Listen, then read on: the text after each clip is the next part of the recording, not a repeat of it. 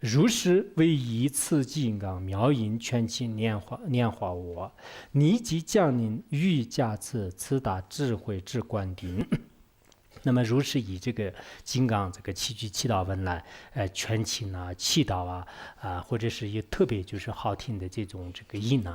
就是一种妙音来这个祈祷我。如果祈祷我念化身大师的话呢，那么就立即就来到他的面前就立即降临。这是这个金刚语就立即来到他的面前呢，就是尽心就是对他这个价值，并且呢就是赐予就是大智慧的观点我们现在有些道友天天都是找不到就是上师这个观点就是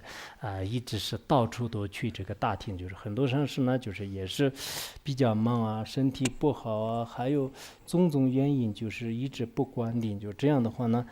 就你们就求莲花生大师观定，就是天天念七句祈祷文，那么他也是用智慧身就是来到你的面前呢，就是进行这个观点。只要我们有信心的话呢，决定也是得到就是加持和观定的，就是他真的也将智慧观定。